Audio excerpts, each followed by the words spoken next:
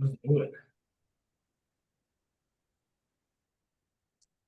All right, see that all of our participants are starting to come online. Thanks so much for joining us today. Really excited about this conversation with John. So we'll just give a quick minute for everyone to jump in that's jumping in. See a lot of familiar names on this attendee list. So again, really appreciate everybody taking their time out of their day to learn about and do more with our industry.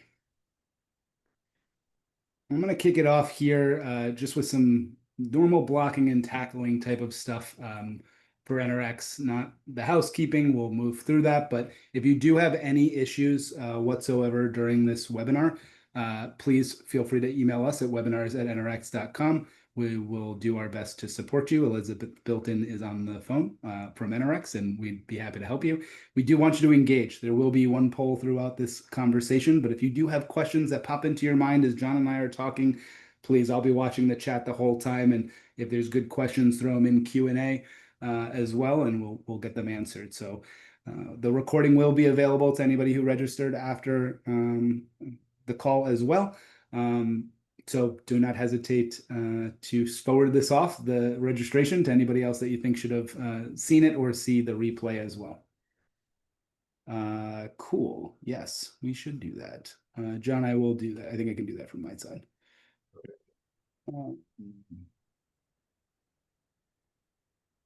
No, you should be able to do that. No? If you hit the share button on the bottom. Sorry. Yeah, here we go. Here we go. You're good? Okay. So just real quick, Enerex is a software as a service platform for retail energy. The reason why we co-host this and send this out to our network of 5,000 plus people across the retail energy ecosystem is because we really care about the sales and sales operations process of retail energy. That's how stuff gets done. We came from EMC, and then John Nijis and I were both at TIPA recently, working with the industry and telling them a little bit more about what we do. And it was funny because even Enerex has been around now in the current form for 5 years, and the predecessor is now 10 decade plus. People were saying, wait, I didn't know you had a CRM for suppliers that does lead to quote to contract. We even have like AI ingestion of opportunities. Like I think a lot of people in retail just, you don't know what the new things are. You might not be at these conferences from EMC and TIPA like John and I get to go to. So my point here is that Enerex does this with DNV because they put out a fantastic survey every year. We love getting our brokers in front of it. John will give you a little bit more about that. But what we do is we are software as a service for brokers. We're software as a service for suppliers. And we're also software as a service for insights into the marketplace, which we'll get into a little bit more today. So John, can't thank you enough for doing this with me. Love our audience hearing the first blush of your amazing survey twice a year. On both the customer side and the retail energy side. And with that, I'd love to pass it off to you and share your screen and go from there. All right. Perfect. Thank you, Jason. And thank you, everyone, for joining us today. I know everyone's busy right now trying to get things done before the holidays, and an hour of your time is really valuable. So our goal today is to cover the results and key takeaways from 2025 Energy Blueprint Sales Strategies report that it's been published about a week ago. Jason, you mentioned at the top, we were at TIPA earlier in the month, and one of the themes that we're going to come back to throughout the information that we're presenting today is how important the personal connections are in this industry. And there's nothing like being in the room with the people that you work with and feeling the energy of the conversations and like I said, the full network here. So without further ado, let me give a little background on the process that we use to collect this research. Information we're going to cover today is based on the results that we get from 3 surveys. One goes to the aggregators, brokers, consultants.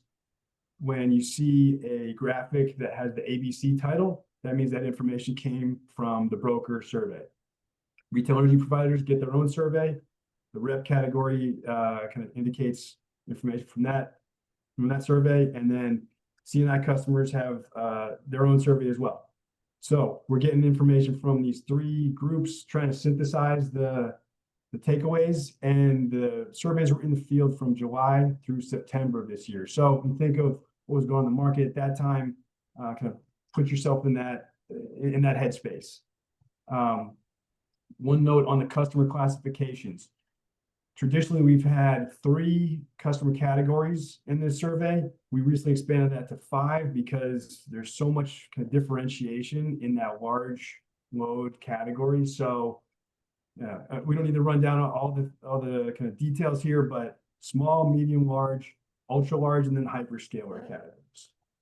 I'm going to throw this table of contents up real quick just to show the full report covers almost 80 pages of information. So, our members and the people who participate in the survey get access to some really incredible results. We don't have time to do 80 pages. We're doing like 20, and we gotta hustle. So we're gonna start commodity sales playbook. Let me break this down in the way that we think about the sales process. We look at it in 3 stages. So first, this pre-sales kind of aspect of things where you have the initial back and forth between supplier, broker. Think of this as like the onboarding process. Before there's really a customer quote in front of the supplier, then we get a RFP, auction, pricing request kind of in place. Then we move into this pricing and contracting phase of the sales cycle. So this is like the in the trenches of retail energy competition. Then we've got an executed contract, power starts to flow, customers getting bills, and we're in that kind of after sale aspect of service. So we've got this 3 distinct categories, and we've got distinct criteria within each phase that we're evaluating. So we asked. Now, when you send out this report, John, if you don't mind me interrupting, yeah. Where does commissions fall within this in your mindset? Because I know we have both brokers and suppliers on the conversation, and it kind of loops around the whole thing with commissions. But when you're asking commissions questions, do you put that in one of these buckets? I think of the commissions as coming the after sales piece of this.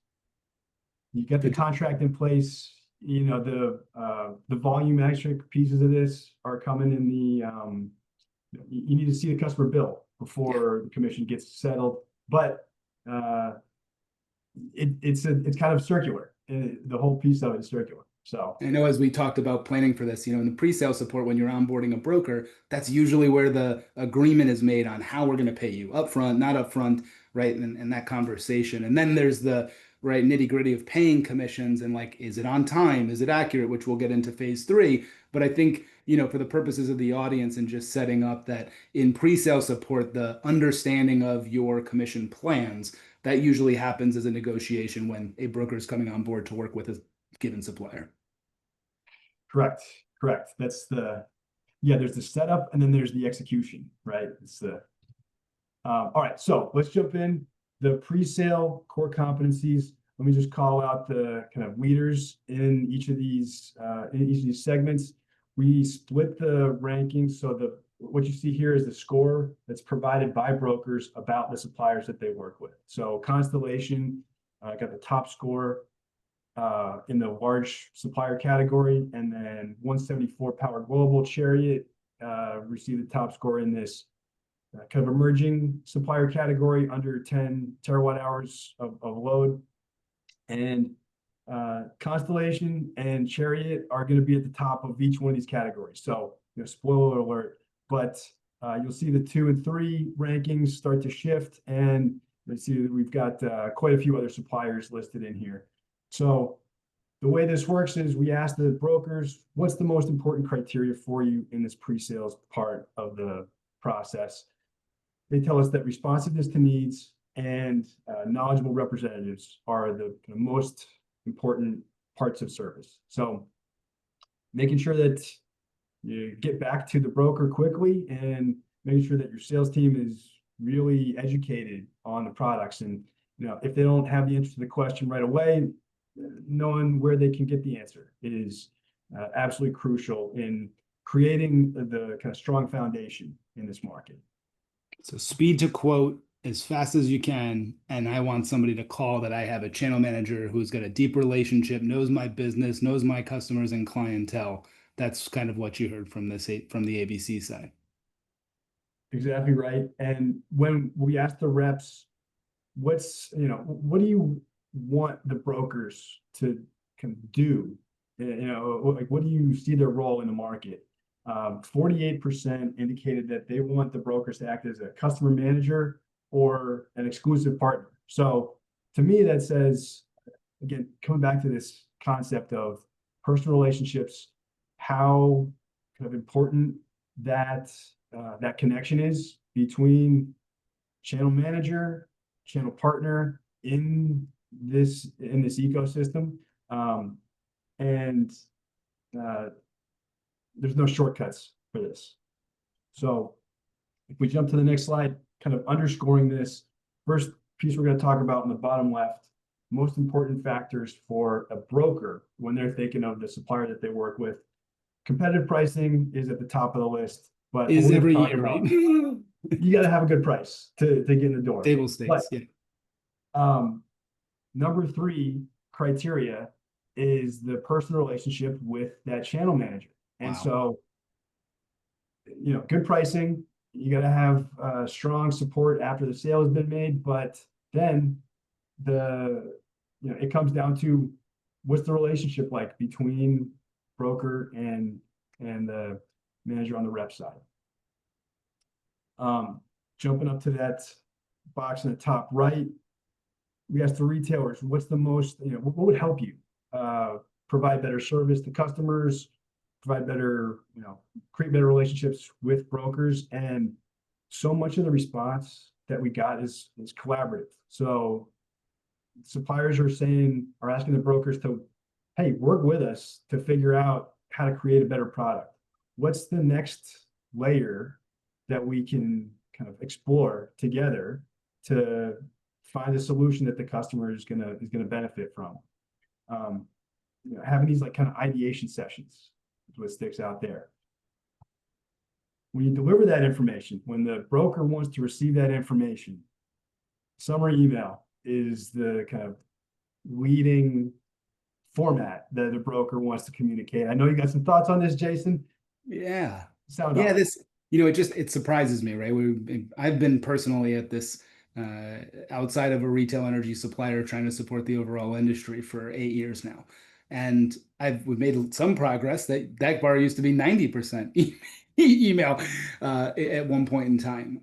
But to still see 64%, I kind of asked the question, and I don't know if it's the people that are on this webinar or not, but what part of this is brokers just not knowing what's possible and going to what they know and what they exist? Because when we start breaking down timelines of quotes later on in this conversation, I've had the benefit of understanding and trying to preview for the audience, but when we start breaking down timeline, everyone wants the timeline to be faster. You just saw it in the last slide.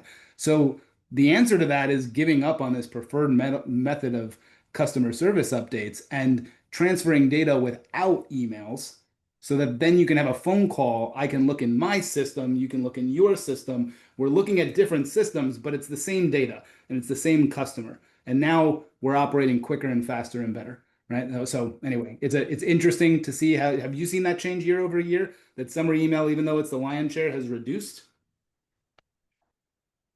It's decreased a little bit, but it's still by far the dominant kind of preferred method. And so when you think about meeting the market where it is right now, it's still with email. And maybe coming back to this conversation about the relationship aspect of this, it's probably built on email, but the execution piece can be done. Maybe there's some better platforms to execute on. Yeah. A little bit different angle on this, but interesting. Okay, here we go. Interesting data points about incentives. So this is the first year that we've asked a question about preferred incentive structure that a broker kind of wants to receive. Top response that we got, volume-based incentive payout. But what's right under that, this was an open response box, and we got a ton of feedback from brokers saying that they're not influenced by an incentive that's provided by a supplier. So, and then just below that, brokers saying that they don't know. You stack those two together, you're 40–50% of the respondents in this survey, and just speaks to there's a very important role for incentives in this business, but the kind of takeaway is that it doesn't hit everyone. And Yeah, it's so, like half the market really cares about this, and half the market saying, I'm not influenced by these decisions. I really just work on behalf of my client. I think for the suppliers, though, the point here is to meet the entire market, you really would need to support all of these different plans. And then becomes confusing and hard to manage. And that's why some retailers have said, I'm not paying upfronts. Look how much of the market you're missing out on. You just said, John, you're like 40%, 43 if my math brain works today. But that yeah, means 57% of the market actually cares about some type of incentive or compensation plan up and above and beyond what a normal mill-based structure is. And so to me, this is where if retailers are really trying to meet the broker market, you need systems, software, et cetera, that supports you supporting your brokers no matter what payment plan they want, as long as the economics work out for the supplier should support those, in my opinion, is what this data point is telling them. yeah, I think that's a good way to put it. And um, again, feeds back into that relationship conversation that It we're does. having. And I know one of the things on that last slide was product transparency, which I think we're going to get into now too, right? And then when you see in that top right box that the reps were Yeah. really saying from the ABC partners, I need you to be transparent with your customers about comparing apples to apples, which by the way, you're never doing that. It's apples to oranges, but point out where there's differences in capacity treatment, et cetera. The reps are asking for that. What are the brokers asking for? I'm glad you asked. Let's jump on the next slide. Okay. We've So done now, no preparation for this. I'm joking. coming back on the concept, we're in the pricing and contracting phase. There's been a price request, RFP, whatever, what have you, and Constellation Chariot at the top of the list again here. NRG and AEP at the top of the large supplier list, and then First Point and CPV performing really, really highly in this pricing contracting phase for the emerging retailer side of this. Key criteria, we talked about this last year. It's pretty much a mirror image of what's important for brokers. So we're gonna have to find a way to kind of tweak this for next year, because there's more to this. I'm sure of it. But lowest price wins in terms of what's going to move the needle for that kind of satisfaction from a broker standpoint.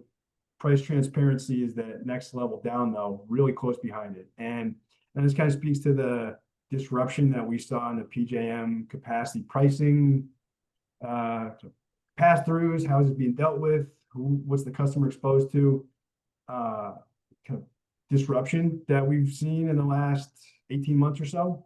And again, coming back to the communication and transparency of what is the customer signing up for, right? Like, what is this? Exactly. What is within those terms and conditions? What's within that quote you sent to me? And so, like, you got price transparency right underneath clearly defined terms of service. How do you differentiate those two, just briefly, in your mind?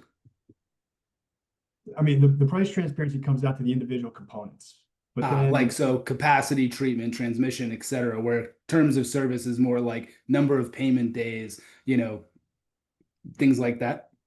yeah, I would think of the terms of service.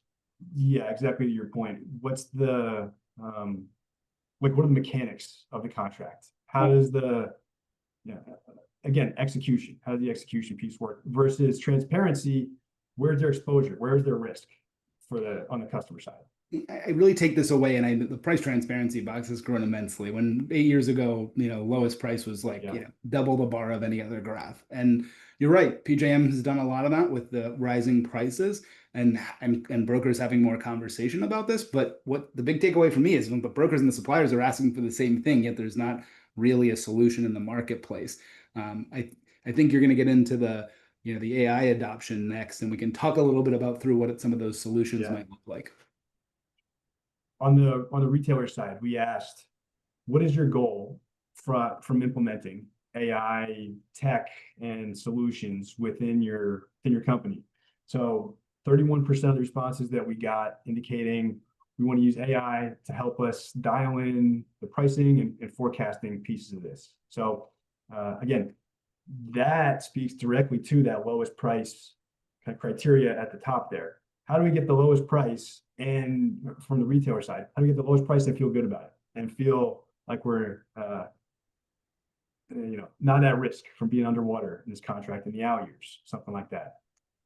Other note though is that 25% of the suppliers indicate that they are not using AI yet. So you got a majority of the market adopting this new tech and the software, but there's another slice that's, I guess, being more cautious. I mean, yet I got to imagine, being more cautious or just not adopting it yet. The speed at which AI is moving is unreal if, you're part of it. And I know a lot of people on the call would echo that.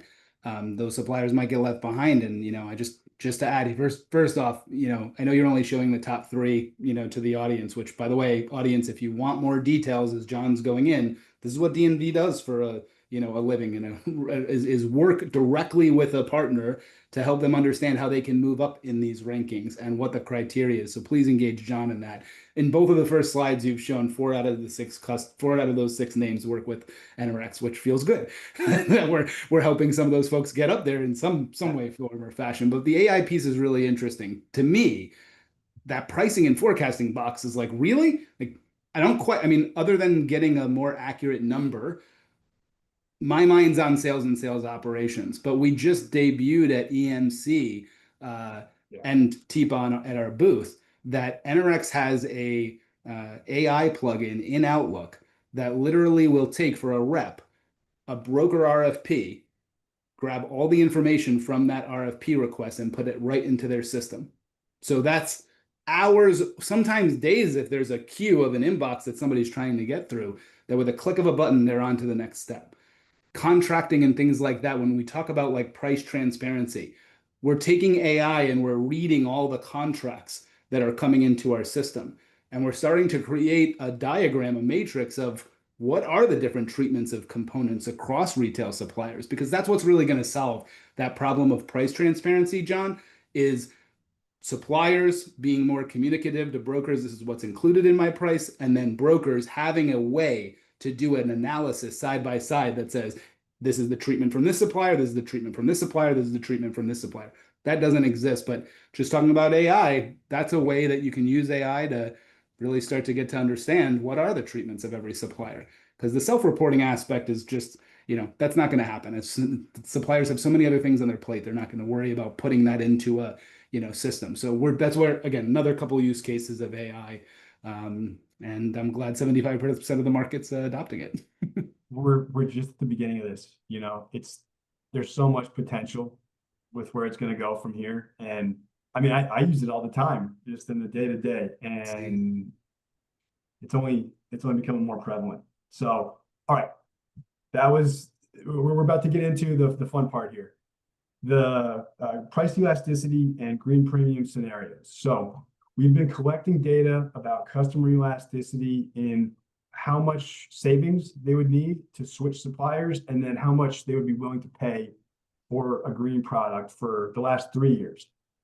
First year we did this, we got results back, and I'm kind of skeptical of the spread that we were seeing between the two groups. We asked this question of the brokers and the customers. So we're getting two kind of viewpoints on the market here. Just quick setup. The savings question is posed as, how much would you need to save per megawatt hour to consider switching suppliers? The renewable green premium question, how much more would you be willing to pay per megawatt hour to select a product with green attributes? So you asked the same question to both customers and to brokers the same way, right? The only switch would be on behalf of your customer versus for yourself. Exactly. Yeah, for the last 3 years. And so you were this thing came up in a conversation that you and I had back in 2023. And so this is where we've ended up with this thing. Let me show you the results that we got from the survey this year. You can see the light blue line is the result from the customer side of this. The dark blue is what we got from the brokers. and the spread is a thing that jumps out to you immediately, right? So the ultra large customer saying, I need to save almost $10 a megawatt hour to consider switching, versus the broker saying, yeah, I can get this customer to switch for about $1.43. And if you take the customer responses at face value, there's no way this pencils out. There's not that much money in the deal to be Right. squeezed. And so there's something about it that's doesn't feel totally right. Last piece that what's mentioned on this slide, related but not exactly, tied into this. We asked the brokers, how likely are you to follow your channel manager if they were to go from one supplier to another? So think of the channel manager being with one company and then moving to another. The overwhelming kind of response that we got is that the channel partners would go with that channel manager, underscoring again the personal relationship, the personal kind of interaction, and how foundational that is in doing business in this industry. So what I'm seeing from this slide, just if I'm hearing you correctly, on the ABC side, when you surveyed them, the channel manager is incredibly important to the ABC, which means that all reps should be focused on trying to get as much as the busy work off of that person's plate so that they can keep doubling down on the relationship aspect, which is phone calls, dinners, you name it, right? We know what this industry does, golf tournaments, et cetera. Great. Double down on all that and then take all the busy work off their plate. And we've said it multiple times throughout this conversation, the channel manager has a lot of importance. So AI's role is to automate the busy work, not to replace the channel manager. It might be to automate out sales support on the rep side, to being honest, right? That's what sales support does in corporations that have said, hey, we want our BDMs to only be focused on sales. Then they have a sales support division that has a bunch of humans doing a bunch of work. I do believe that's an area that AI can help with, but what you're underscoring is the channel manager is important. I mean, I like the way you put that is, let's get rid of the busy work and let's let the channel managers be channel managers, let them get out there and do what they do best. Our software has never been a replacement for channel managers. It can't. It's just you can't replace the relationship. It's not, you can't move an industry from where it is today, which is all relationship based, to online and digital. And by the way, energy is never going to be hotels and airlines. It's a more complicated product. It's more like financial services or insurance. So you need a broker and you need the channel manager at that broker to have that relationship to get deals done in this industry. So anyway, channel managers, brokers, you're not going anywhere. Sales support. Again, let's automate, right? Let's do more with less. And so I know that's a separate point, but coming back, the other thing that's really important to set up the rest of this, holy crap on the spread. So on the ultra large customers, you're saying there's a delta of like $8 from what the customer would say is going to take for them to move a supplier, but the broker, and it actually goes down the other way, right? The smaller the customer is more willingness to switch. So the larger the customer, the stickier, but yet brokers think the opposite way, right? Well, it's a lot of money on the table, so they'd move for $1.43. That's a big spread, and the different arcs of those two are also intriguing. That's a great other piece to tease out of this. And let's move to this next analysis. I mentioned we've got 3 years worth of data. So we'll start by showing the trend on the small. Here's our medium customer, and then large. You can see the way that this is tracked over the last 3 years. There's a really pronounced concentration in the C&I responses being much higher than what we got from the ABC responses. We got a downward trend in the large and medium kind of price savings needed. Small customers going in the opposite direction, but the ABC responses have been really tightly packed around this, between $2 and $3 of price savings needed. So, I was really skeptical when we first launched this question of, all right, this is interesting. Let's just kind of throw it out there. Let's see what we get. Here we are, year 3. The same question has given us kind of the same feedback in the market. If you play this out, 3-year averages, a large customer needing about $8 to save to switch reps versus what the broker's telling us, $1.63. Right. Okay, it's weird. Let's go to the green power premium part of this. Same idea, just on the other side. How much more would you pay for a green product? The only kind of difference in the way that we were describing the previous set of data is that in this scenario, the customer willingness to pay increases as the customers get larger, and the broker perception of willingness to pay also increases. So But makes sense even in when you this, think there's a of, still big ass gap of $7 to $8 in most of these categories, right? Is your point. So good point though, yeah, right? Like the brokers and the suppliers both believe that bigger the customer, the more they're willing to pay for a green premium, which with public statements and everything we've seen with, scope 2 and GHG makes complete sense. right. That piece tracks. I can get my head around that. But if we, jump again to the 3-year data trends here, again, seeing a decline in that large and medium C&I category of willingness to pay for green. And I would just ABCs, add, I think why that is, John, I'm sorry to keep interrupting. I'm so yeah, interested in this data. I hope the audience is too. But like over time, CNI buyers 3 years ago, they didn't have a lot of PPA options, et cetera. $10 sounds reasonable. And as they saw the actual price for these things, it seems like, oh, okay, well, I could get this for $8 in premium roughly. So that is why I believe that has declined. I also think the CNI world of small and that green line has said, I'm not really willing to pay jack.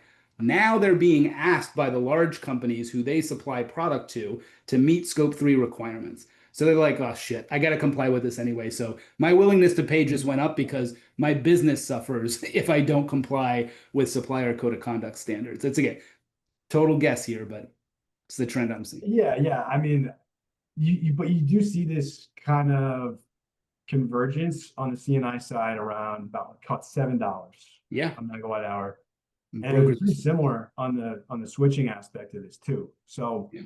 um, you know, contrast that with the ABC responses. Everything is packed in between, again, $2 and $3 a megawatt hour. Speaks to how tight this market is on the kind of final execution of a contract.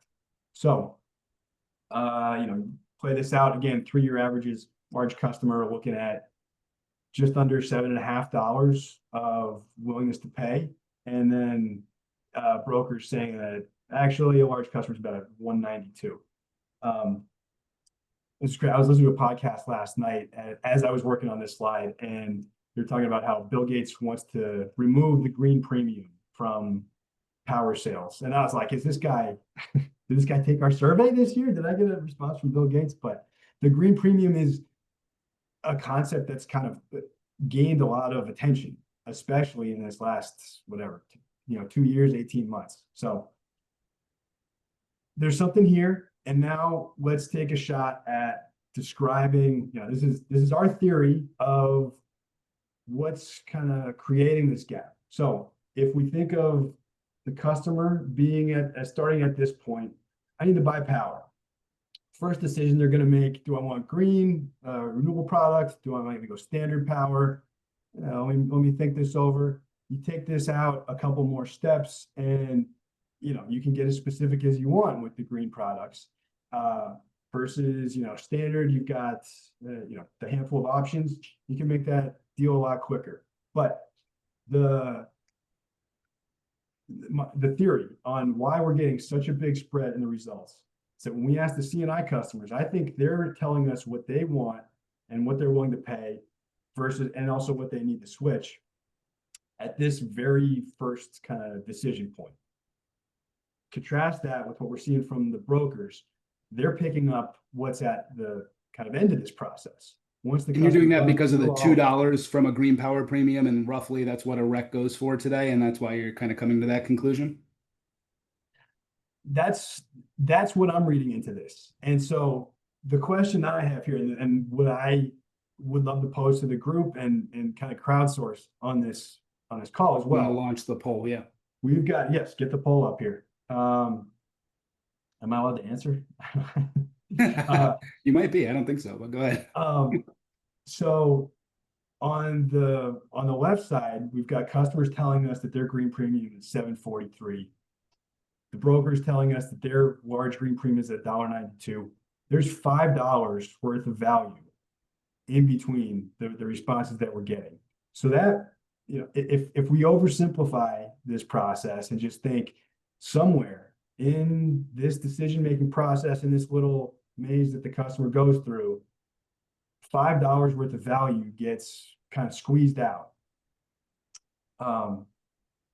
Is there an opportunity for us in this market to maybe get a little bit more of that value? Is there a way to kind of bring the procurement process closer to where the customer is at the very beginning?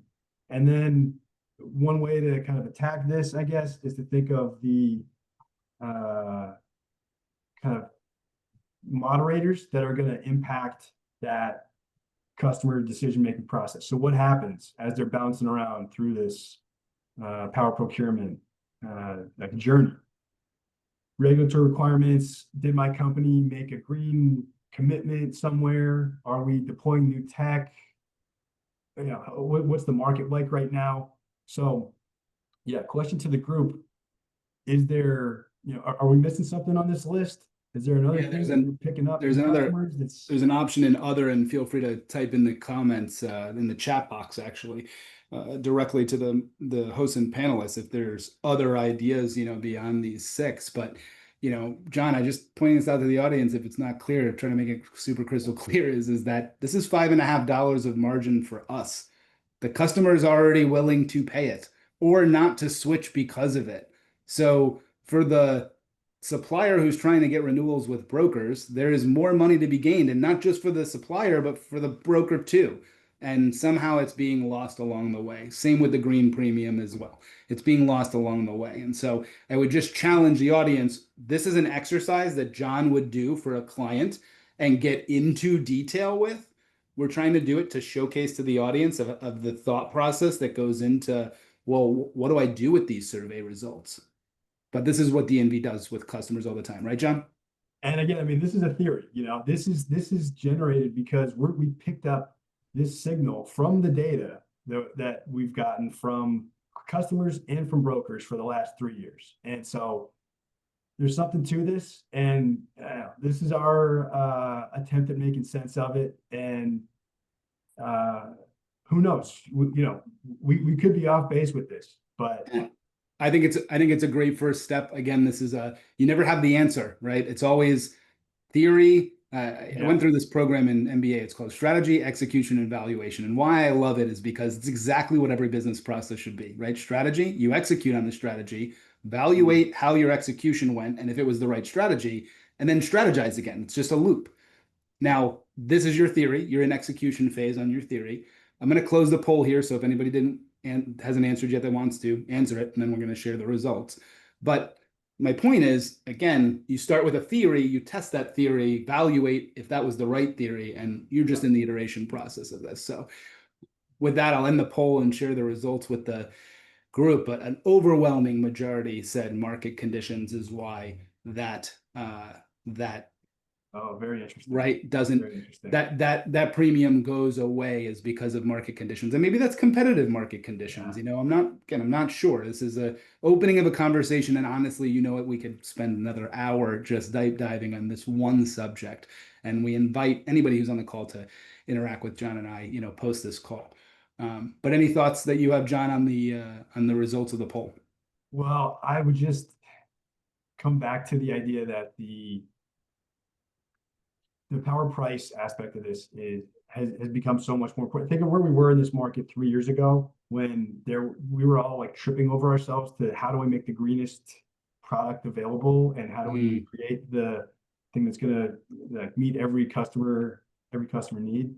And I don't think that hasn't disappeared from the market. Maybe there's a little bit of the customer's enthusiasm has been tempered a little bit, but it's still there, and there's still a really strong appetite. So so that was fun. That's our fun little thought experiment. Now, thanks for interacting with us, audience. We appreciate it. Yeah, thank you everybody for indulging us. Now Now, I guess the next thing to talk about is if we put ourselves again in the customer's shoes, going through that power procurement process, and the info on the bottom right shows what customers are expecting or what they would like to have as their experience in power procurement. So 23% said an analytical, data-driven process, tech and advanced and innovative, and then value-driven economics. So, top two responses, you're getting up to 45% of the market looking for analytical. Give me some data, help me feel good about this process. Give me like the Salesforce type sale. 19% saying value-driven. The takeaway, Jason, you said this yesterday, is that there's not really a clear winner on this. So you got to have every message ready to go because you don't know what the customer is going to hear that's going to make them respond. So, and that's for both the suppliers that are on the call and the brokers. Like it's a whole process between communication between supplier and broker and what they're putting in front of the customer. You literally have to speak to all three of these categories plus the other six likely that also had 18%, 17%, right? It's a very fragmented market. The customer doesn't even know exactly what experience that they want. So you got to serve the entire market, right? So, but ABCs, they're looking to make the process easier. What they say. And the feedback that we got from brokers about this too, a bunch of it keyed in on having smooth communication channels, making sure that there are no gaps in communication. I thought this was related to the requesting credit information up front. That's a kind of an easier addition that a supplier can make in the whole process. That's absolutely right. That one at the top, though, that I got circled, more automation for the initial pricing. We're going to touch on that in just a second. But ABCs, I love you for actually giving a shit about this. Because the faster we get pricing, the better we can serve our customers. And it's that initial response that has a lot of potential to speed things up. Yeah. Speaking of speed, we've been tracking this data for the last 4 years now. And the trend around brokers' time to close deals has tracked downward really consistently. Most pronounced in that large customer segment. Back in 2022, we were getting feedback from brokers that said took about 40 days to close a deal from the time you get a request for pricing or you start the process to the time you close. Fast forward 2025, that timeline is now 25 days. So think eliminating 15 days. That's huge. From the cycle in just whatever it's 4 years. So some tells me that there's automation and efficiency being kind of added to the system. But we also know where we are on the hockey stick of that automation and AI, and it's just at the beginning. So it's like, could you imagine a world where we get that done? And why haven't you seen that in the small? The answer is well, we've always had a matrix process. We've kept it pretty easy to get that initial quote as an industry, right? And so there hasn't been a ton of improvement on that side. But that's my only worry is the small category of what we're talking about, is that like our bottom potential? It's like, no, it's not. The real bottom potential is all the way to 5 days, right? To get that, to really get the full potential, 5 days, lead a quote to contract. Again, it should be instantaneous, but that's what I think the floor is. But that's my only concern with your graph is small telling us that that's what the market thinks is the bottom, because that's still too slow. There's more efficiency to be pulled out of this system.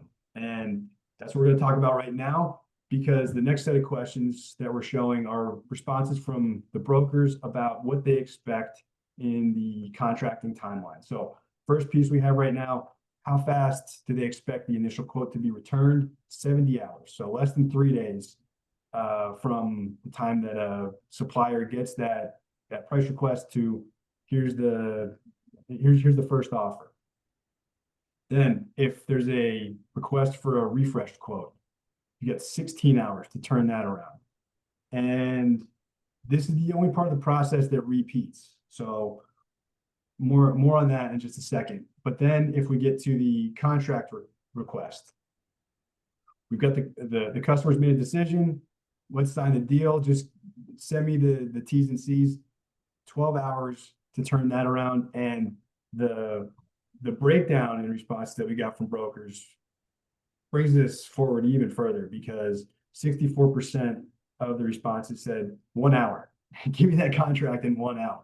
So the open response feedback that we got from the broker in the previous slide, more automation and initial pricing, that goes directly to kind of reducing the time in that 70-hour turnaround piece. The refresh quote, again, this is the one that repeats. And so from the supplier standpoint, any way that you can find to eliminate the need for a refresh quote is going to eliminate, think of that 16 hours, a full day from that sales cycle. And that could be, in a lot of cases, the difference between a win and a loss. For certain quotes in certain systems, we even have it where you could just click on the button within the old quote to get a refresh on the new quote. Right? Like, that's how easy it should really be. Is like, yeah. Hey, I know this was only valid for today, but give me the same PDF that I'm looking at, but from today's market. You click a button, it goes out to the systems, it comes back with it, information. And we're making, I'm making it sound more simple than it, than So it am I. is from the supplier standpoint, because I know that there's requests for, all right, give me, Different 24, products, 36, 48 month term, all of these parameters within this. But again, if you can take one of these refresh processes out, that gives you a ton of value on the other side of this. And then with the contract request aspect, this is the prime example for building in automation with the manual oversight. So, as soon as the request comes in from the broker for that contract, auto-generate that PDF.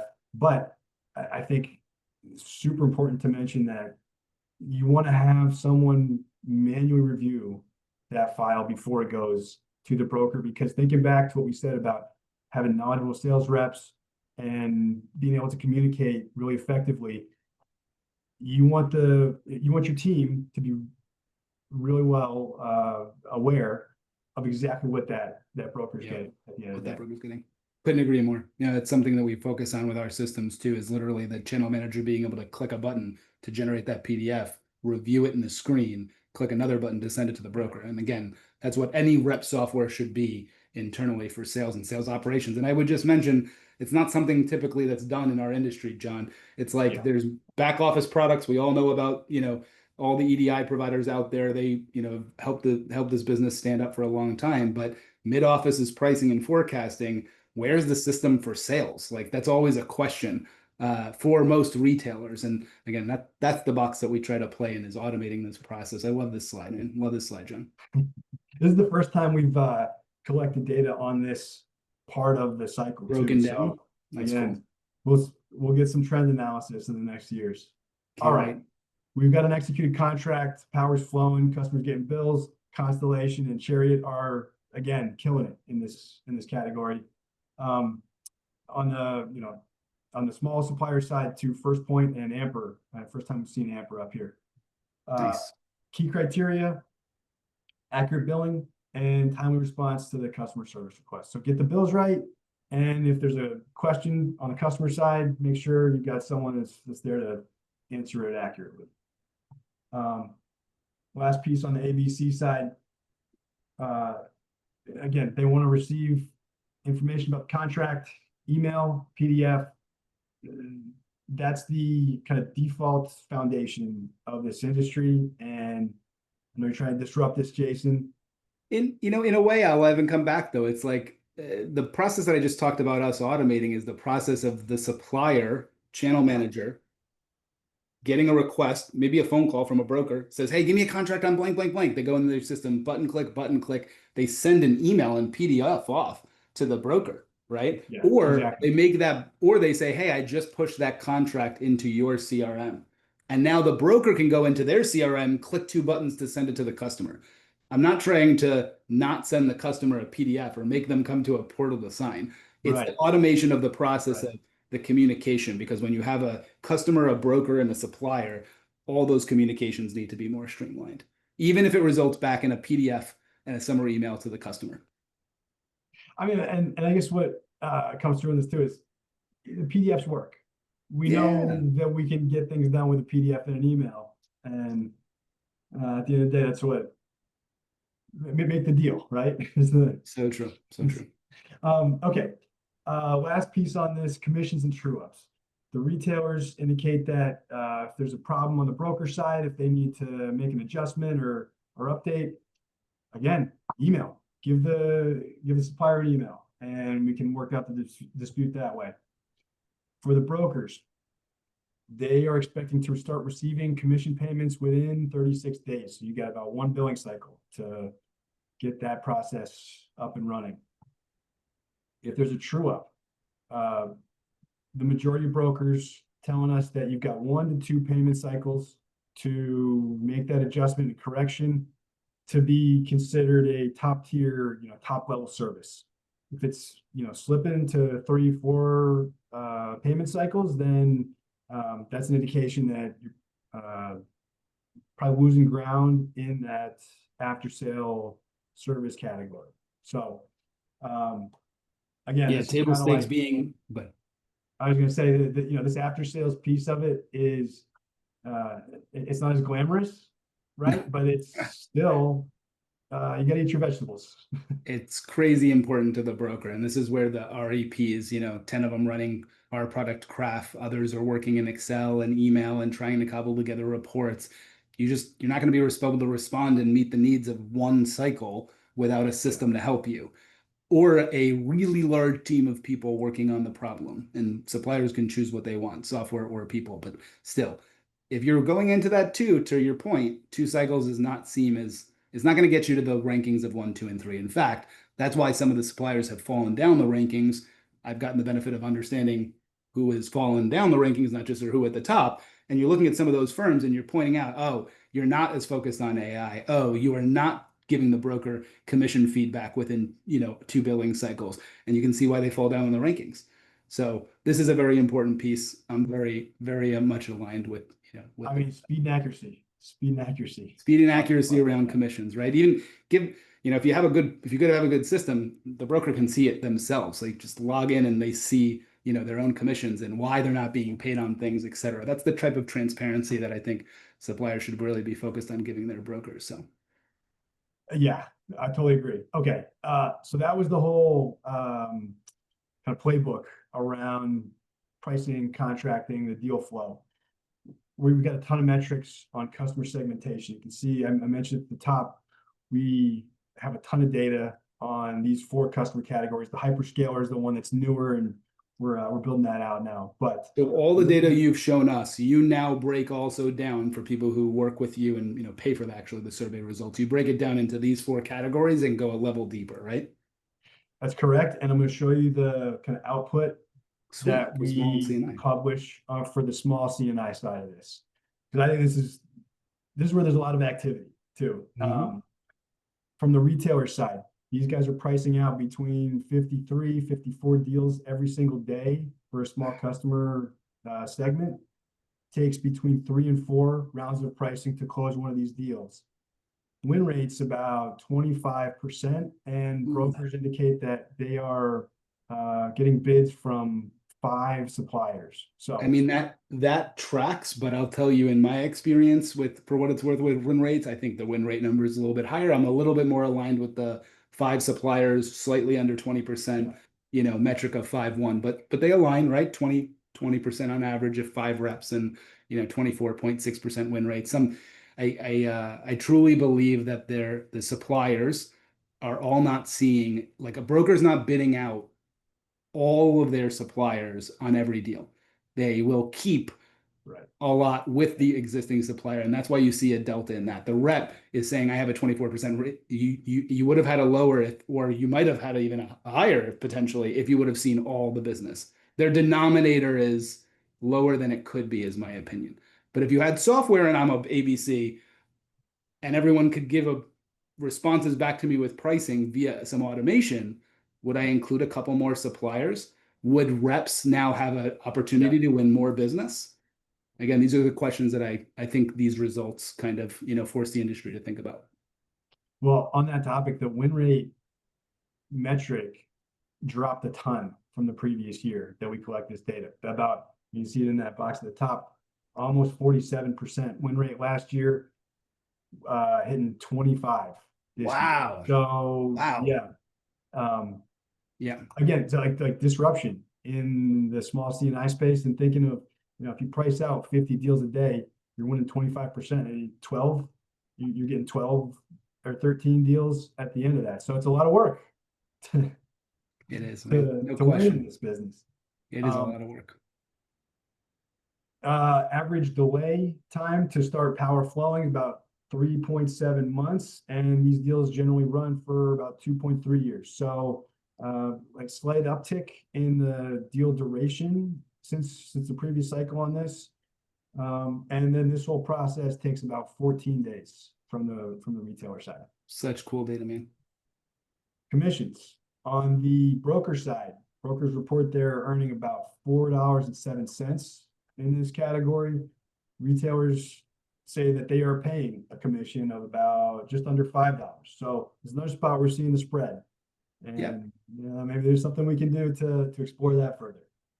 Or maybe Enerex could provide real data that is not self-reported, and we'll know exactly what these things are. I don't know. Well, maybe there's a way to one day. You're giving me ideas on this phone call as well, so it's great. Last piece I'll mention on this: the primary reasons that customers indicate or brokers indicate a customer renews with the same supplier still comes down to price. So you got to be in the money on these deals, and that's the kind of table stakes again for small C&I. All right, let's look at the process real quick from the customer perspective. When they're starting the procurement process, it takes about 4.8 months. That's their lead time when they start kind of kicking the tires on this. They're going to review about 6 bids as they're going through the evaluation process. Between 15 and 16 days to kind of evaluate and select the supplier they're going to work with. Once the deal is signed, we've got this whole other kind of group of criteria. Most important kind of aspects of service for customer: energy resilience. This is a tough one for the suppliers to hear, right? Because the T&D companies are the ones that are on the hook for keeping power on. But when I see resilience, for me, that's a read through to energy storage. And so, maybe there's a solution centered around distributed energy storage that really appeals to the small customer category. Yeah, there's a supplier that we're working with that is that's all they're focusing on, actually, is small commercial battery storage tied to retail energy deals. So I agree with you on that one, man. There's a lot to be gained within that. The brokers selling more than just commodity, and maybe having a battery sale within it as well. There's demand response, and then really, you're just answering the customer's top concern, which is something we always want to do as an industry. So keep the lights on. Yeah, keep the lights on. I was talking to Nate about base power experience that he's having right now, and me too, man.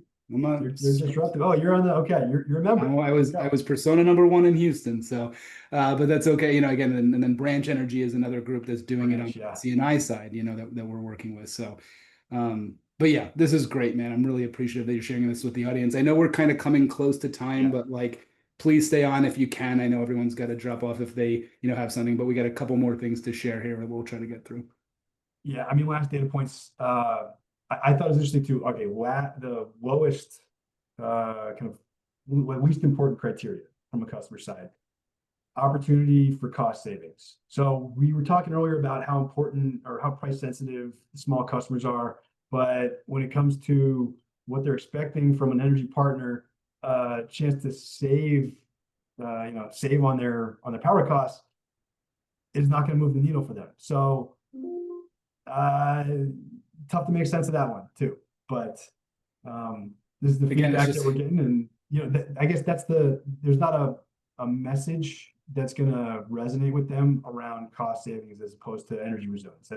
What part of this is we as an industry have done this the same way for 10 plus years.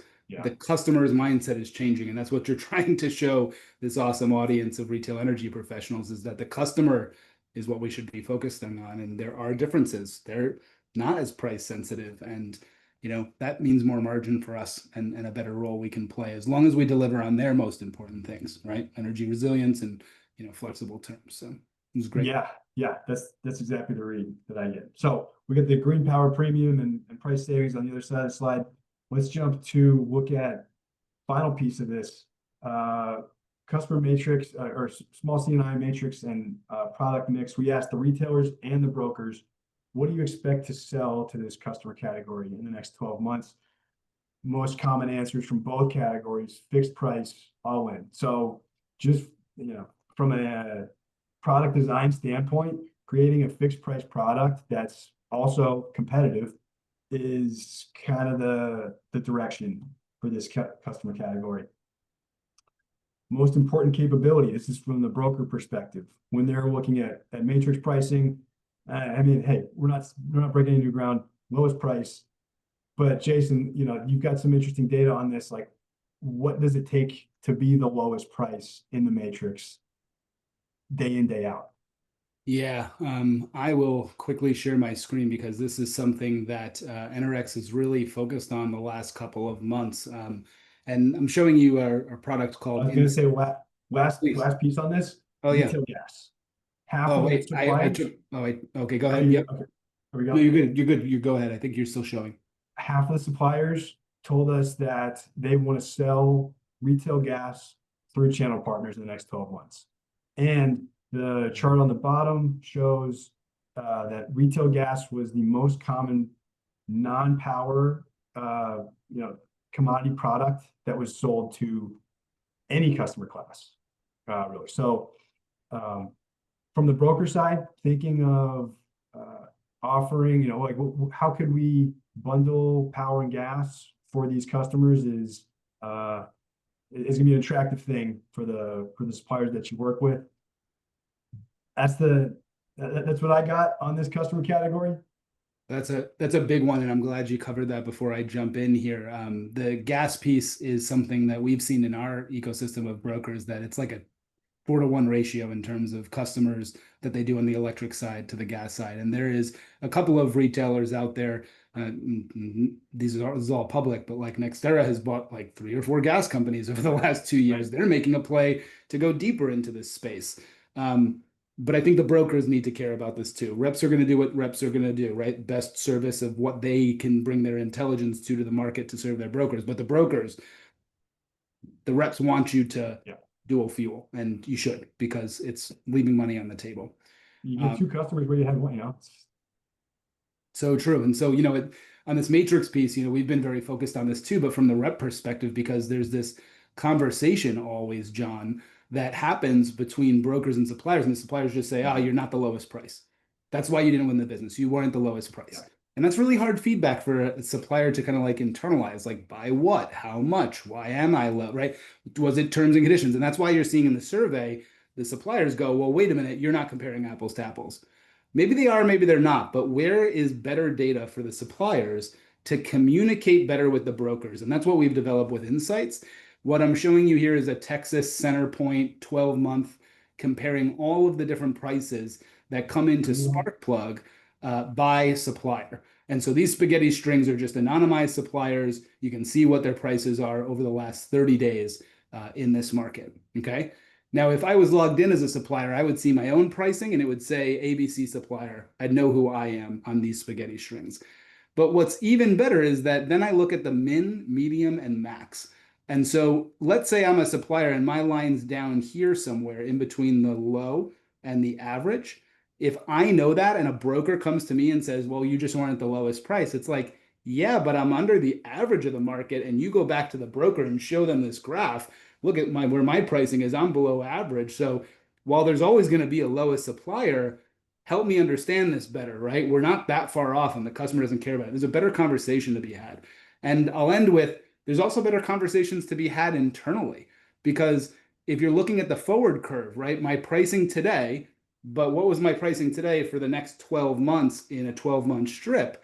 You can see that the market is in contango, right? It's going up over time. The further out you go out, it is more expensive for the most part. A little bit of a dip here, with transmission values, whether you include December or not. But nonetheless, my point is if I see my pricing that there's a big spike in my price in April, but then it comes down and I'm fine for March, May starts, July starts, June starts. But the market doesn't look like that. Now, as a channel manager or as head of sales at a supplier, I'm going back to my pricing desk and be like, what value did you buy power at in May that makes my May start so much worse than the market?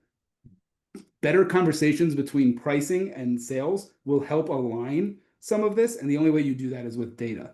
And so to your point about the small category, under 15, I think, right? Under 1,500 megawatt hours annually is your definition of it, right? Matrix pricing is really up to $1 million in most markets. So it's like mostly matrix pricing, although I have heard, and I know this from a fact from our software, brokers are custom pricing anything under 300,000, sorry, anything over 300,000 megawatt hours, like 75% of the time. So the matrix is being used and it can be really used for data like I just showed you.